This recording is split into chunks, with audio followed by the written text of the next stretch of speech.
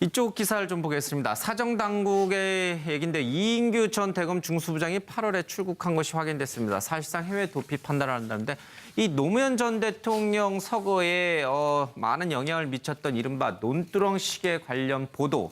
이 소스원이 누구냐? 국정원 간부가 이 당시 검찰 수사팀을 찾아가서 시계는 언론에 슬쩍 흘리고 이제 불구속으로 처리하는 게 좋겠다라고 얘기한 것까지는 확인이 됐어요.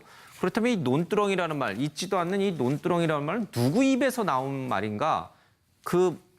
누구보다 그것을 잘 알고 있을 이인규 전 중수부장이 8월에 출국한 사실이 확인이 됐습니다. 이분에 대한 조사가 좀 이루어져야 되는데 김용남 의원님, 네. 이인규 전 중수부장이 내가 입을 열면 많은 사람이 다친다 이런 얘기도 과거 인터뷰에서 했어요.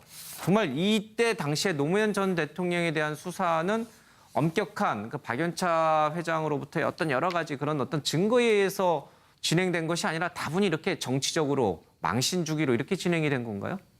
글쎄 수사 전체가 무슨 그렇게 진행됐다고 보기는 어렵겠고요. 그 예. 진행 과정 중간중간에 사실은 수사 기밀이 유지가 돼야 되는데 예.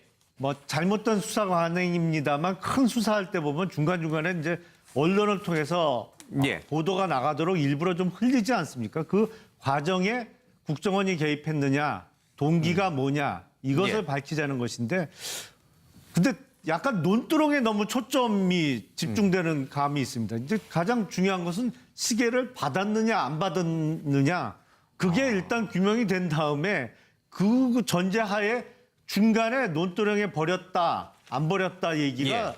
누굴 통해서 왜 나갔는지를 규명해야 되는데 너무 이 후반부만 집중이 되는 측면이 있고요.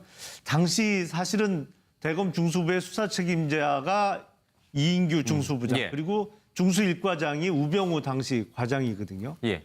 그때 검찰 내에서도 걱정이 많았습니다. 이 수사 방식이 뭐랄까요?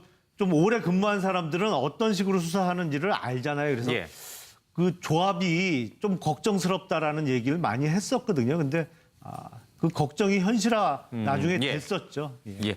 근데 시계를 받았냐 안 받았냐가 물론 이제 본질적이긴 합니다만은 당시 노무현 전 대통령을 서거로 이끌고 간 것은 그 논두렁이라는 표현이 너무나 모멸적이고 이 망신스러운 그런 표현이었기 때문에 그 충격이 아마 노 전 대통령 서거에도 큰 영향을 줬을 것이다라고 많은 사람들이 좀 그러니까 보고 이 부분도 마찬가지로 지금 말씀하신 부분이 있지만 이게 일반 형사 피의자도 사실은 피의 사실을 사전에 유포하면 그것도 예. 위법이거든요.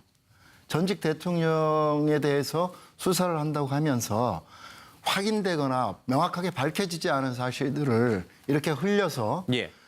그 사실 여부 이전에 전직 대통령의 명예를 심각하게 이렇게 훼손한 그 자체가 저는 심각한 문제고 그것이 어떻게 해서 이루어지고 흘러나왔는지 그 과정에 대해서 누구보다 잘 알고 있을 사람인데 이 양반이 지금 8월 달에 출국하는데 그게 지금 검찰이 보기에도 해외 도피성으로 판단되는 이거 저는 안 된다고 생각합니다. 이게 들어와서 이러한 부분들에 대해서 이제는 명확하게 밝히고 책임을 질 일이 있으면 책임을 져야 되는 자세를 보여야죠. 예.